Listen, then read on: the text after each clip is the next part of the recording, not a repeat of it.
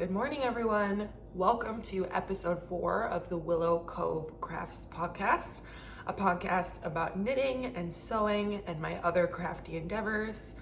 My name is Emily, and you can find me on both Ravelry and Instagram as Willow Cove Crafts. Today is Sunday, June 6th, and I am coming to you from just outside of Madison in Verona, Wisconsin. It's been about 3 weeks since I recorded my last episode. I have mentioned before that I really want to get in the habit of doing this every 2 weeks, but last weekend, when it would have been 2 weeks since my last episode, was Memorial Day weekend, so we had quite a few plans. We went up to my grandparents' house. They live in kind of the middle of the state on Lake Winnebago, and they are the inspiration for the name of this podcast. I explained that a little bit in my first episode, and I'm gonna try to include some footage in the intro of what their property looks like and kind of what I'm talking about in that first episode when I explain where the name comes from. So we did that.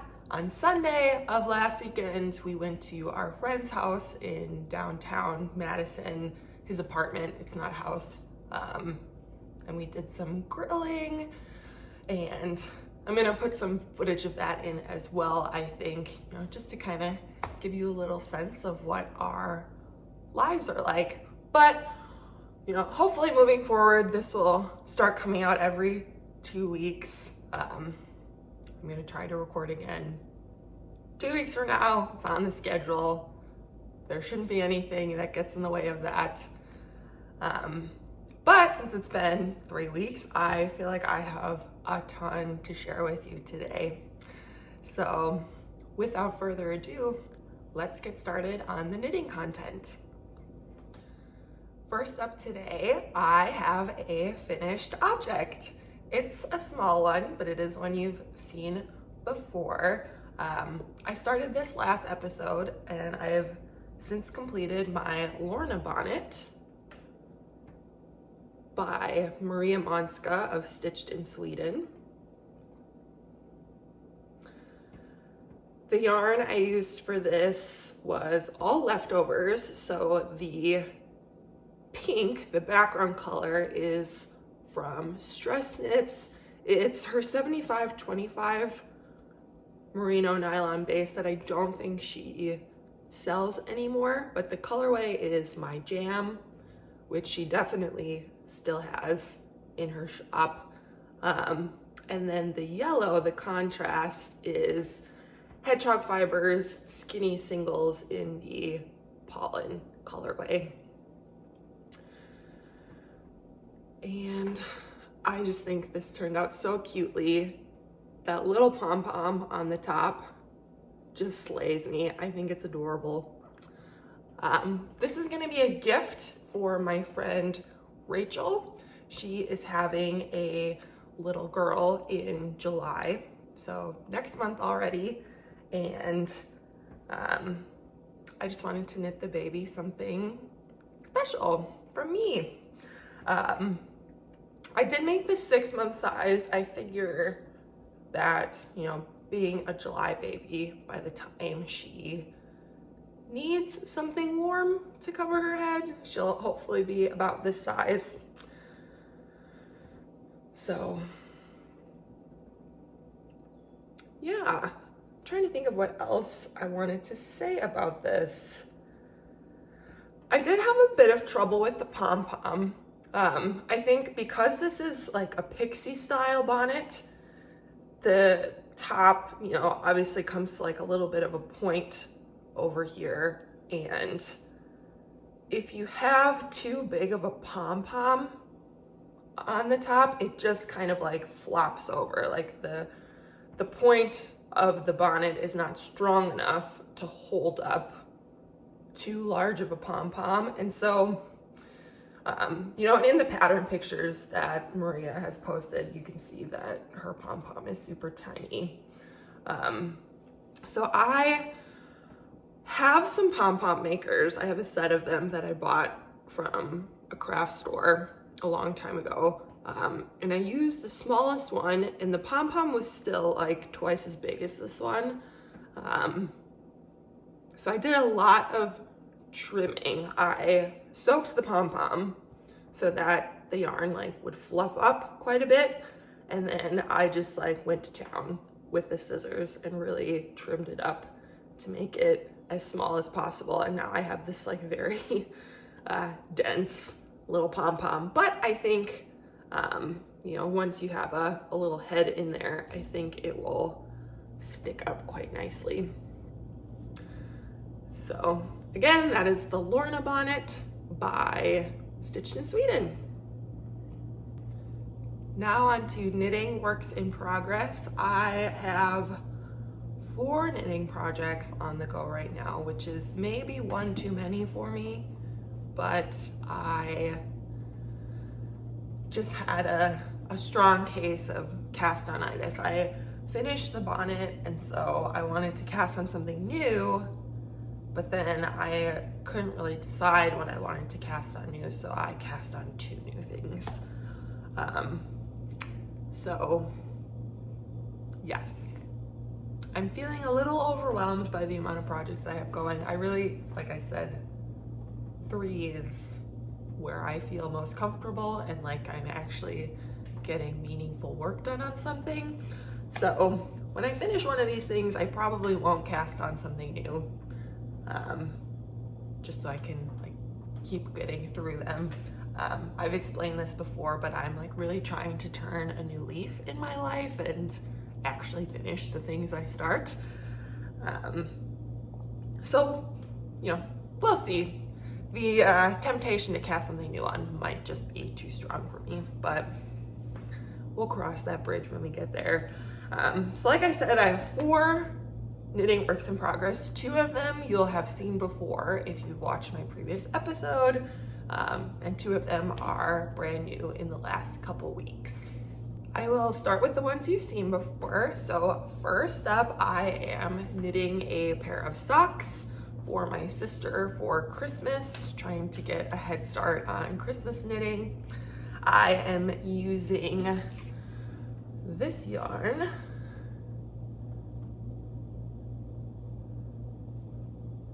Just a nice, it looks fairly fluorescent. It is glowing on the camera and it is glowing in real life. But just this like really bright teal with flecks of orange. I think it's really pretty. This is 3 Irish girls in their Adorn Luxe base, which is an 85% merino, 15% nylon fingering weight, and the colorway is called Baby I'm a Star. And I am knitting the Hermione's Everyday Sock pattern by Lueder, and since last time I put a marker where I was last episode, I have finished the first sock, and I have started the second sock.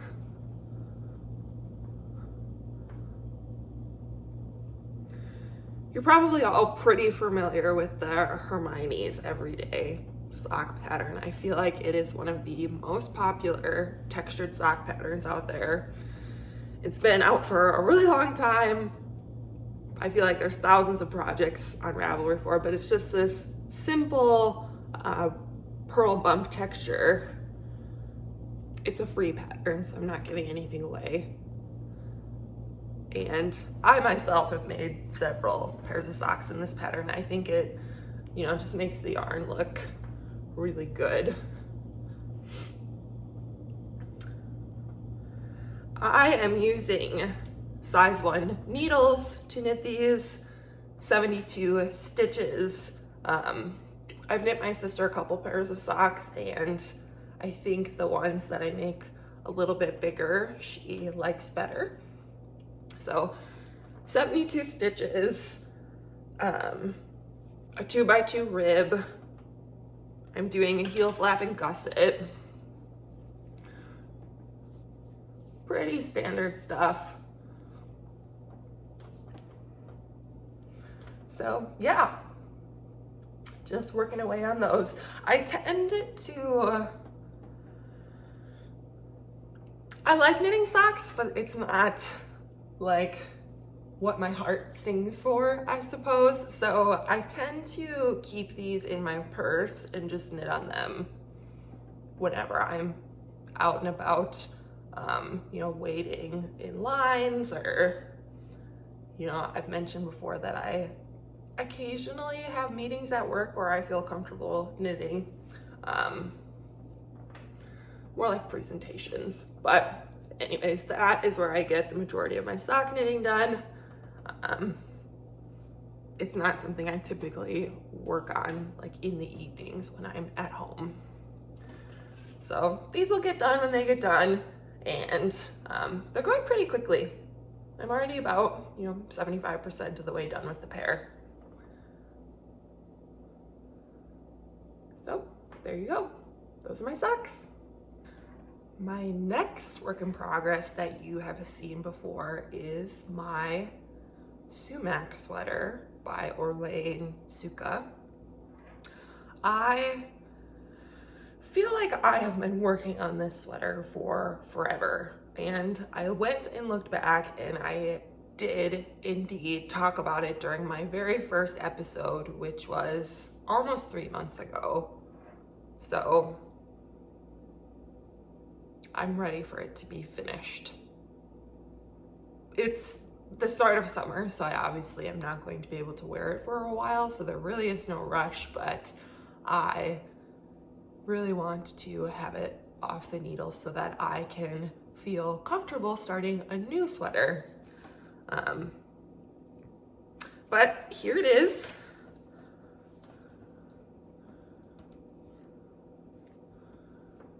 Since last we spoke, where is it?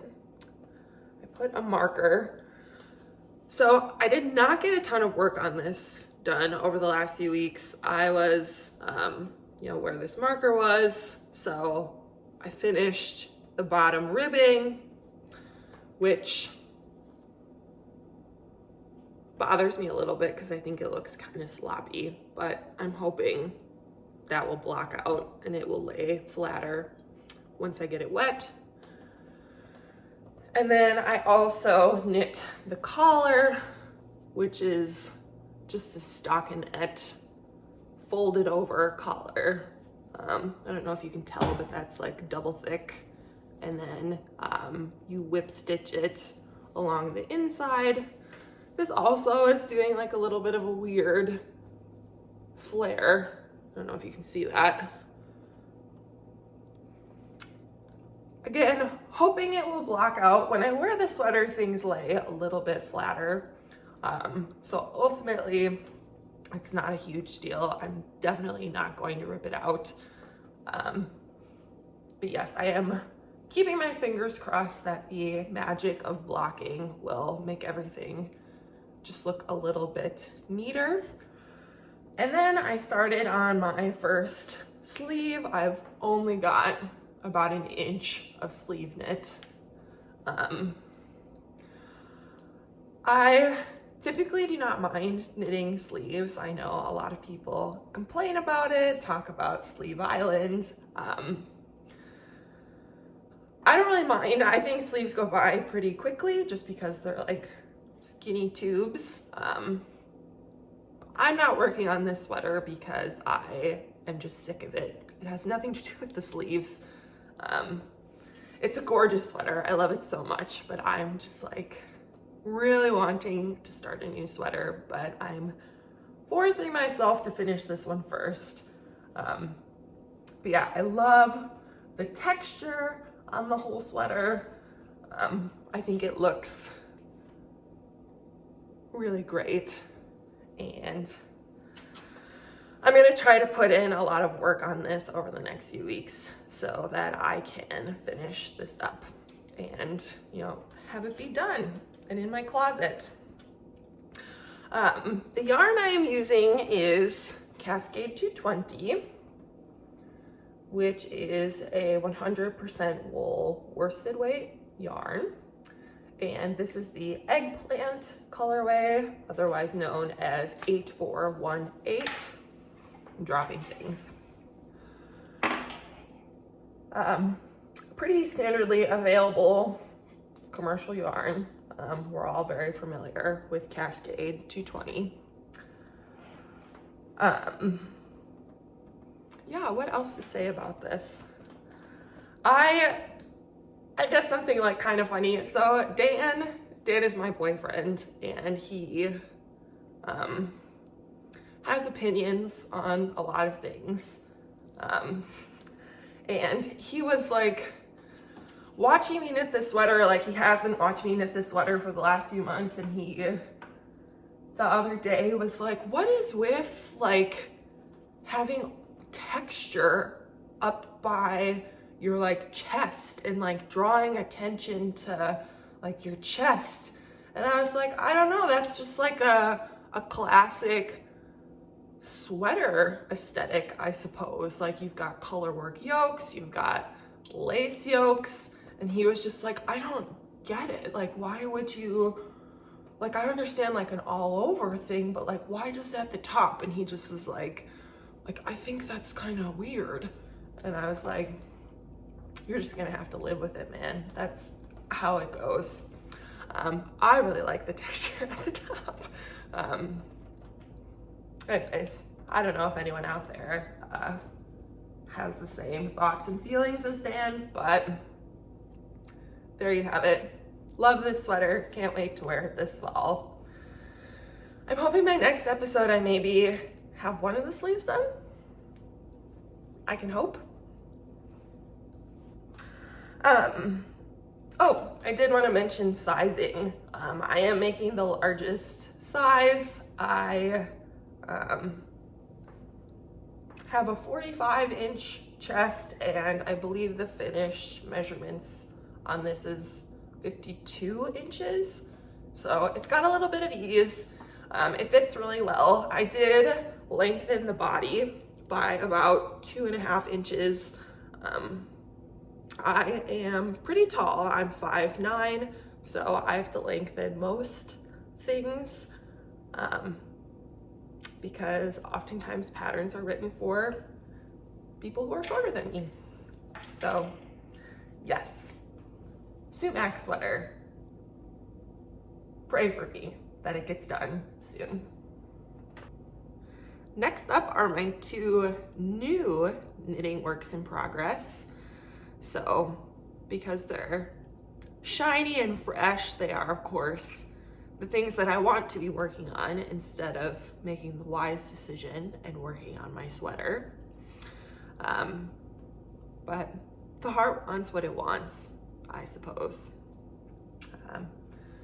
Anyways, so first up, I started a new shawl. I was in the mood to knit something a little bit more classic. Maybe, I was thinking about, maybe doing a rustic yarn, a neutral color. These were kind of the ideas and the vibe I wanted when picking my next project.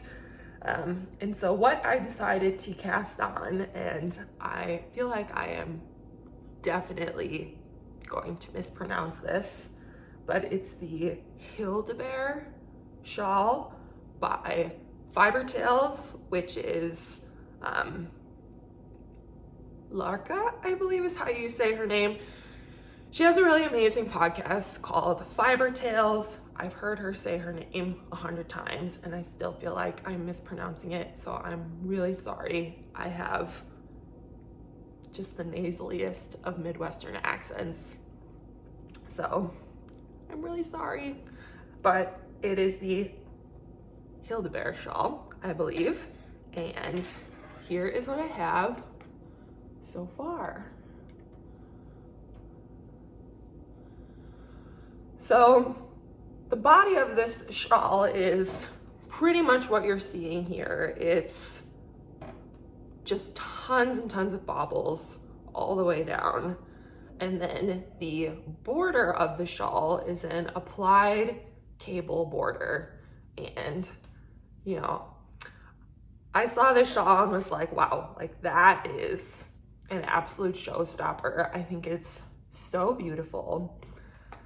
And, you know, this body part is pretty mindless. You're just going along making baubles every once in a while. And then the border looks pretty intensive. But I think it's gonna be stunning. And then it also has, I call them like carpet tassels. I'm hoping you know what I mean when I say carpet tassels, on the 3 corners of the triangle.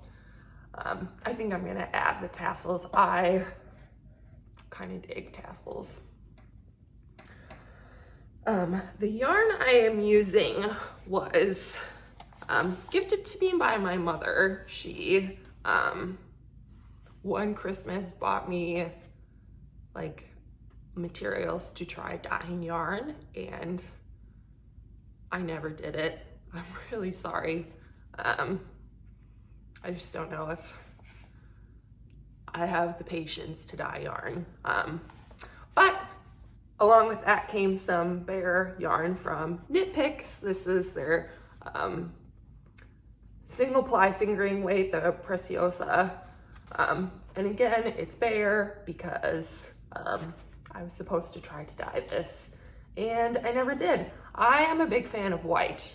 So having like a cream or white yarn, like I don't want to dye this. I want to keep it just how it is. So again, not the most rustic yarn. I know I was just talking about how that was like my vision. But it is a natural color. So it is what I picked. And again, I'm just loving working on this. I'm a big fan of baubles. I know that they are like maybe a controversial design element. You either love them or you hate them. I'm a bauble lover for sure. I did want to talk about baubles though, because I have always liked the look of baubles, but I used to avoid them because I had a lot of trouble with them.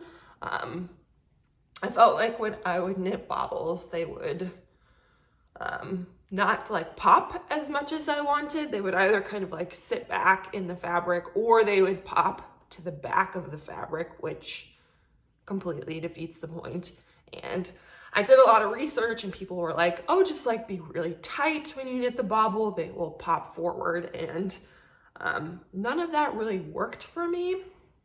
And so, you know, I would always get a little turned off by bauble patterns. Not because I didn't like them, but because I felt like my baubles wouldn't look good and that would just kind of ruin the whole design. But then I found a video, which I will link in the description, by Kirsten of the Wool and Vine podcast. She put out a bauble tutorial that changed my bauble life. She has a technique where you wrap the bauble. She calls it choking the bauble. It's very funny how she does the video. And I don't like quite understand why it works, but it works. Wrapping that bauble, and you can do it with any sort of bauble technique, whether your baubles are big, small, you know, whether you know, there's 100 different techniques to make baubles. So like it can be applied to pretty much any of them. And since I started using that technique, my baubles have been, for lack of a better word, very perky. As you can see, like they are just perfect. Anyways, so if you are like me and have had trouble with your baubles sticking out like they are supposed to, I definitely recommend checking out that video and using that technique. It has been really successful for me.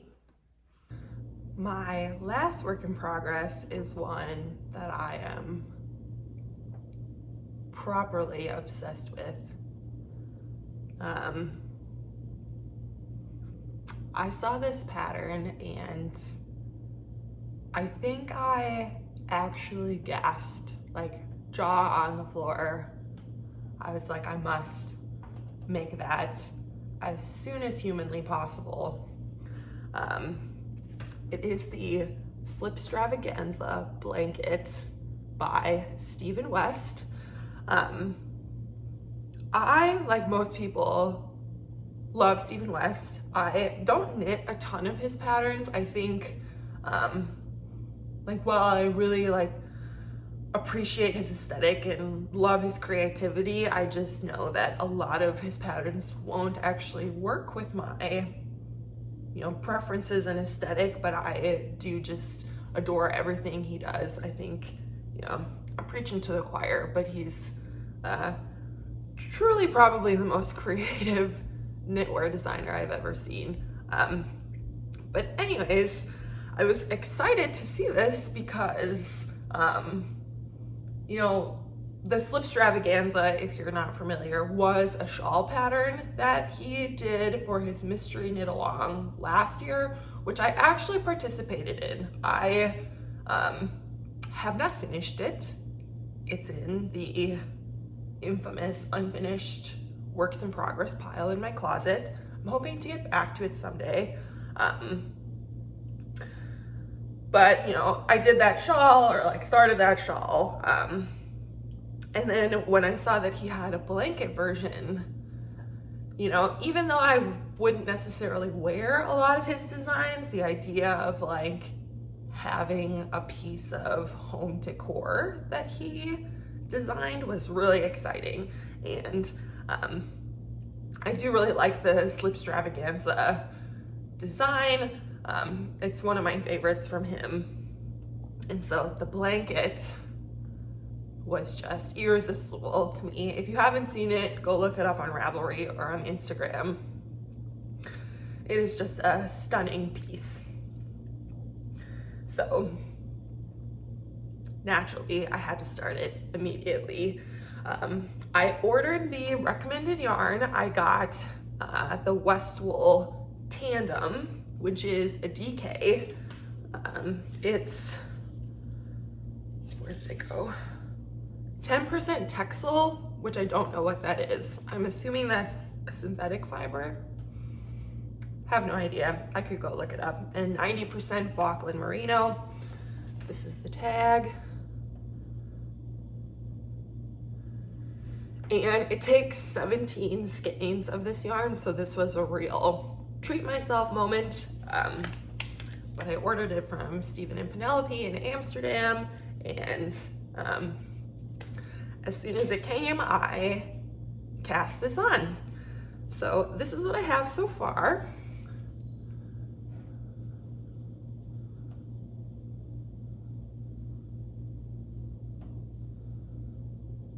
I am working on the honeycomb section. There are 5 rows of honeycomb, so obviously I'm on the 4th. And I am just loving working on this project. It's a pretty big blanket, so I'm definitely going to be working on it for a while. It's more of a long-term project, but I just think it is stunning. I did want to talk about colors. If you are familiar with the pattern, the way Stephen has written it is you have your main color and then you have 3 contrasting colors. I have 7 contrasting colors. I had a color palette in mind, and I really wanted to stick to that, and so instead of the 3 contrasting colors he calls for, I am doing a little bit extra and instead have the 7. The color palette I'm going with, I was inspired by a fabric bundle I saw. It was a bundle of quilting cotton on a website I saw, and I'm not really in the market at the moment to buy more quilting cotton. I have plenty, but I saw this bundle and was like, just in love with the color palette. And so I had the idea that, you know, I could use similar colors in my Slipstravaganza blanket, and kind of like scratch that itch of like needing that particular color palette in my life. So the colors I am using, I don't have all of them here, but my main color is white peach, which is just like the softest peach color. It's gorgeous. I love this color. This is one of my favorite colors. And then my contrasting colors, the 4 I've used so far, I've got a yellow, which is Glow. Another one of Dan's strong opinions is that he hates this color yellow. I love this yellow. He like cannot stand it. The man is not a fan of mustard. And then I have this light blue, which is called Glass, I believe.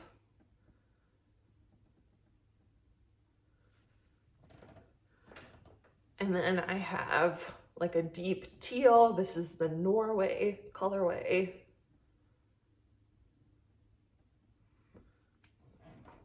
And then my current color is this like kind of deep mauve. And this is, I don't know if I'm saying this right, but it's the Rose with a colorway. I don't know what that is either. I should go look it up and see if it's a reference to something. And then I don't have them sitting here with me. They're in the closet. But my other 3 contrasting colors, I have a white, I have a medium gray, and I have a like orangey red. So yeah, there we go. I have one more set of honeycombs to do, which I think I'm gonna do in the white, and then I move on to the next section of the blanket. So yeah, gonna be working on this one for a while. My hope though is that I don't lose steam on it. Again, I don't want the blanket to be an exception to the like starting things and not finishing them. I wanna, you know, consistently make progress on this until it's done is my goal, even though it's such a big project. I don't want it to hibernate.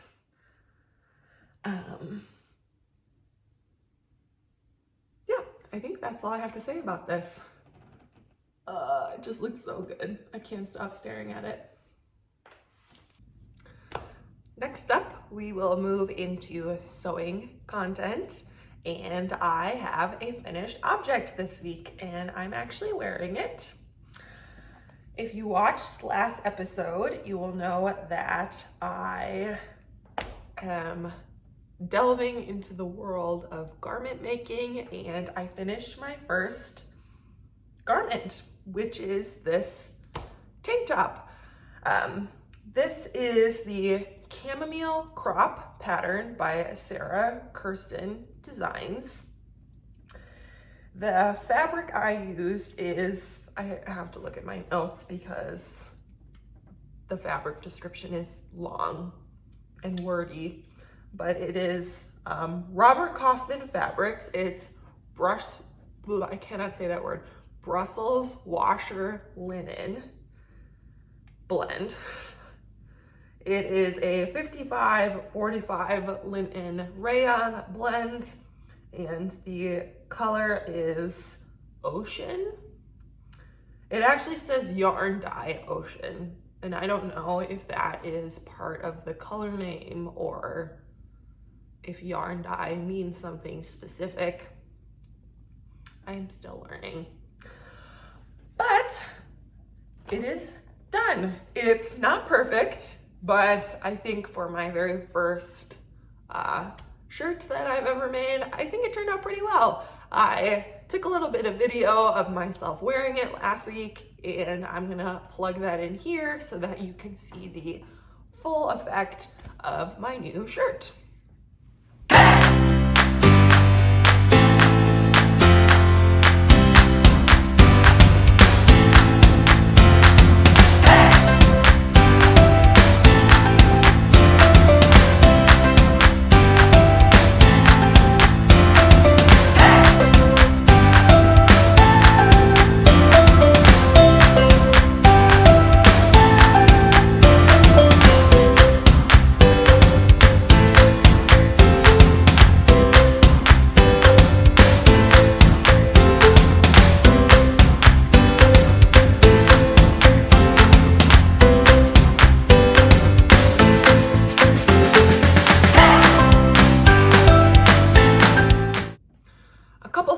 About this top, I made the largest size, which is a size 18.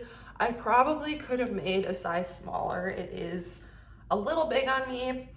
I also was concerned about, I talked about this last week, but I have a larger chest, and so I was concerned that like the size I picked would fit me in the shoulders, but would be like kind of stretched across my chest. So I did a full bust adjustment on this. And I don't know if I necessarily needed it. I'm happy I did it because it, was a new technique. I'm always excited to try new things and know how to do them for the future when I might actually need them. What else? There are French seams in this shirt, which, all of this stuff is new. This is my first garment again, so I've never done any of these techniques before. So we've got the full bust adjustment with the bust art, French seams. It's got bias binding around the neckline and armholes, which I actually had a lot of trouble with. I kind of followed the pattern instructions and was running into a lot of issues. The binding just looked really sloppy. I couldn't get it to like fold under nicely. I think hopefully if you've sewn garments before, you kind of understand what I mean. So what I ended up doing was, I forget what the pattern called for, but the binding in the pattern was only about 1.25 inches, maybe even less than that, like maybe 1.1 inches. And so I watched a couple of tutorials on YouTube, and I decided to recut my bias binding at 1.5 inches, just to make it a little bit easier to work with, a little bit more substantial. And this wasn't called for in the pattern, and I don't see it called for in any of the other patterns I've purchased, but I noticed in like pre-made bias binding that it's already pressed in a certain way. Like it's already like pressed in half and then pressed into quarters. And I was like, well, why don't I just like do that with my bias binding? And so I cut it a little thicker. I like pre-pressed it in half and then pre-pressed it into quarters so that it like more closely resembled store-bought binding. And I think like taking that extra step of pre-pressing it really helped. It's not perfect, but I think that has to do more with me like kind of rushing and wanting this to be done than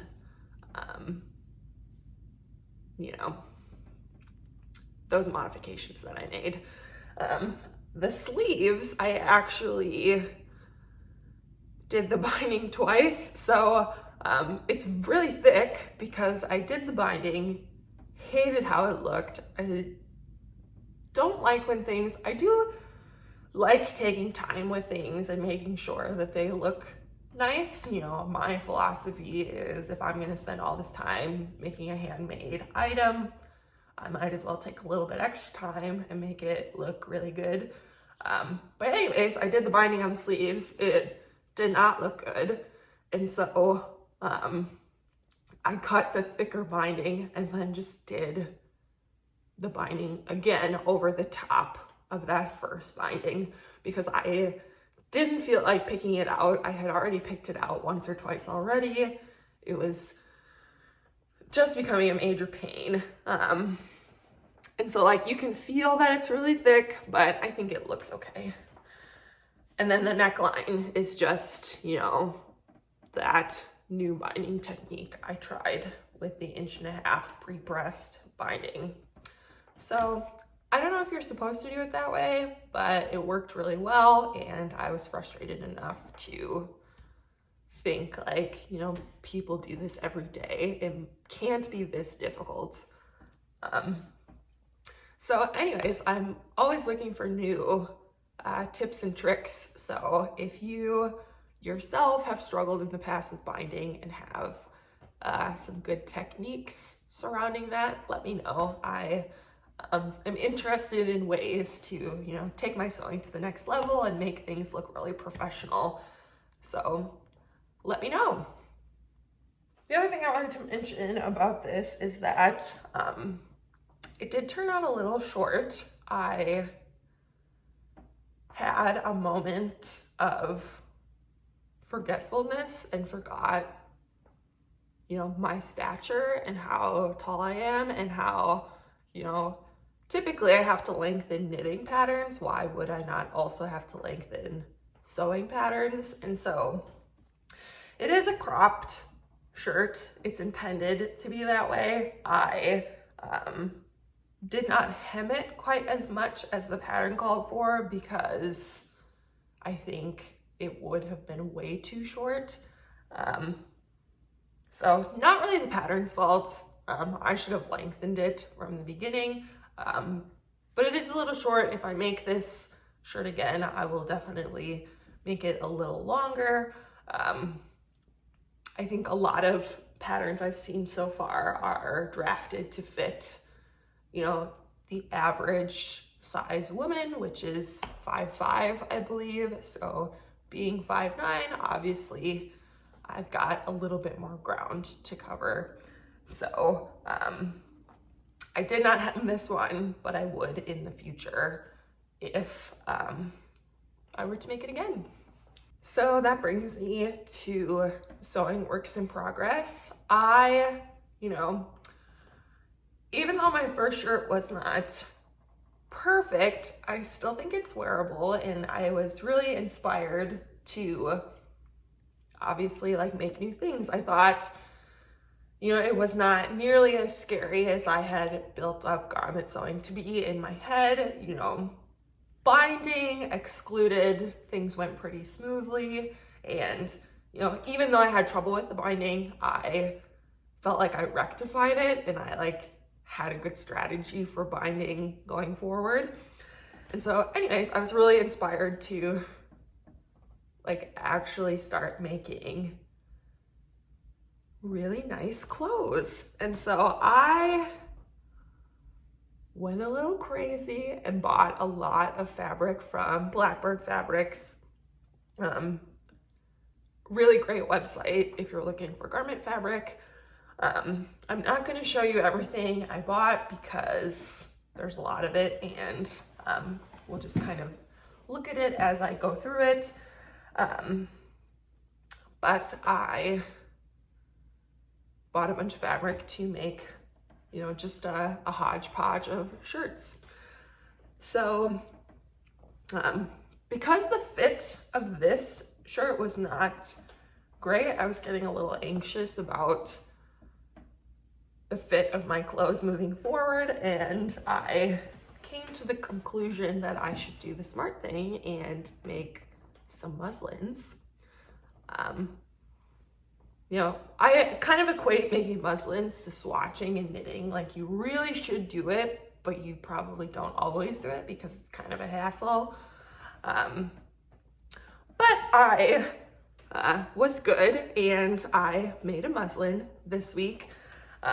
My next project that I'm going to show you is I am making the Scout tee by Grainline Studio.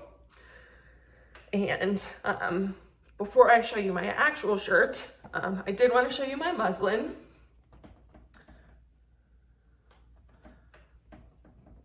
It's just some like cheap muslin fabric I bought from Joann's, but I was like very shocked at how good this muslin turned out. And you know, it really helped with my anxiety about like cutting into my nice fabric, because like it's gonna fit just like this.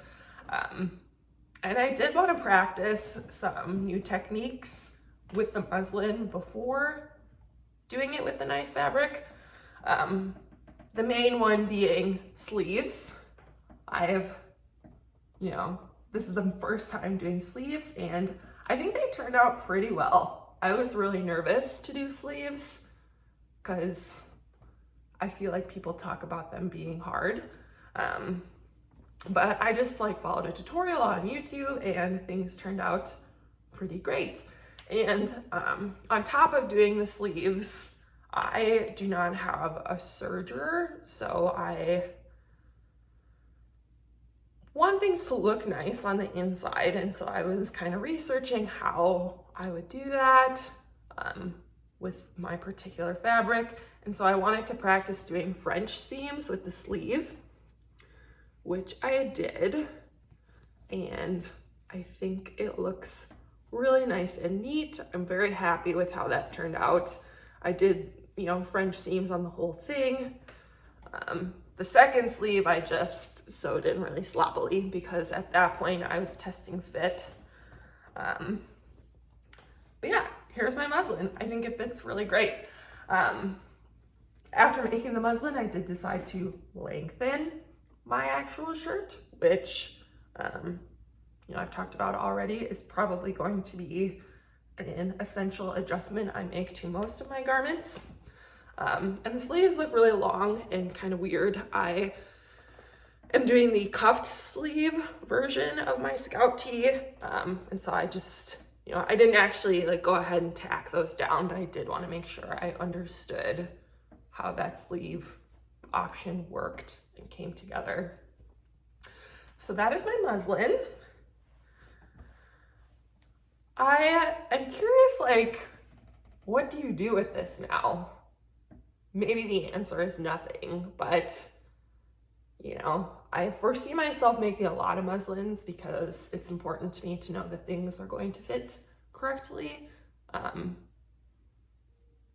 yeah, I'm curious, do these just sit in a pile for you? What happens with all of your muslins? I am making a straight size 16.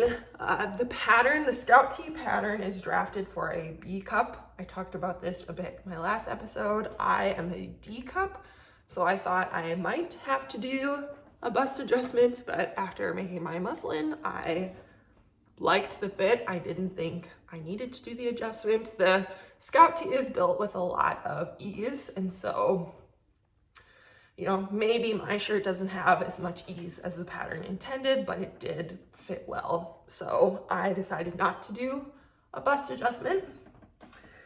And yesterday I started my actual shirt. And this is where I'm at so far. I'm gonna hold the fabric a little closer so you can see it. I am using a black and white railroad linen. It's a 100% linen. And again, I bought this from Blackbird Fabrics, and I love this fabric. I really want to maybe make a dress out of it, get some more, make a dress. I love how it's slightly slubby. I don't know if you can see that, but it's got just a couple little slubby bits to it. But yes, yesterday I cut out all of my fabric. I did some stay stitching around the neck and armholes. And then I did my first set of seams for my French seams. So haven't quite turned it inside out yet and done the second set, but that is coming. I think this is gonna be my main focus this week. I really wanna have this done. Again, today is Sunday, and then Saturday, so 6 days from now, my grandma is having a bit of a birthday lunch / party. And I just think it would be really great to have a me-made shirt to wear to her party. I don't want to wear this tank top to her party because it's too short. My bra hangs out if I'm not careful. I don't know if grandma would appreciate that. I think this one will look a little nicer and more put together.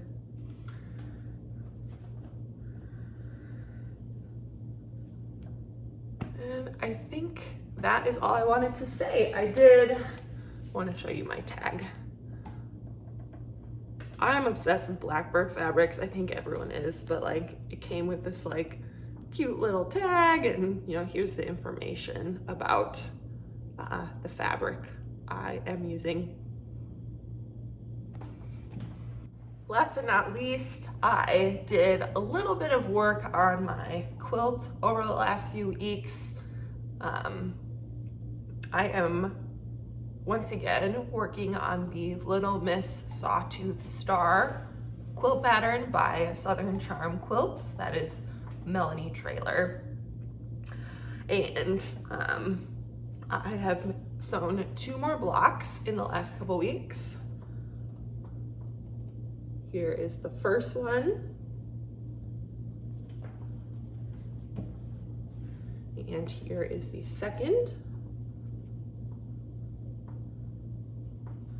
I am using an assortment of art gallery fabrics in, you know, this like soft orange, purple, mauve color scheme. Yes, what else? I've been talking about this quilt since my first episode as well. There are 15 Sawtooth Star blocks. The centers are all different, as you can see. You know, the middles are different. I am on, this was blocks 11 and 12. So I have 3 more stars to make, and then there's like 4 patch low volume blocks in between all of the stars. So I can then start with those. But I do think this project's gonna go on the back burner a little bit over the next month or so. Like I mentioned, this week I'm gonna be really focused on finishing my scout tee because I want to have that ready for Saturday. And then when I'm done with that, I am going to get started on my birthday dress. I can't remember if I mentioned, but I am turning 30 on July 4th. I'm an Independence Day baby. And my parents are throwing a big party for me. I feel weird saying it's for me because it's also like, it's for my birthday, but it's also the 4th of July, and it's also, you know, in part kind of celebrating that, you know, around here, pretty much most of the COVID restrictions have been lifted. So we're just having like a big family get together. A lot of my friends are coming. So it's gonna be this pretty large shindig, and I thought it would be super fun to make my dress. So we have about a month until then. So finish up my shirt this week, and then that will leave me with about 3 weeks to hopefully get my dress finished. The fabric is here. I do want to make a muslin to make sure that it fits correctly, but I will talk more about that dress during my next episode when I will hopefully actually be in the middle of working on it. And I think that is it for me today. Thank you so much for watching and spending a little bit of your day with me. Please like and subscribe if you so wish, and I will chat with you all in a couple weeks. Thanks everyone, bye.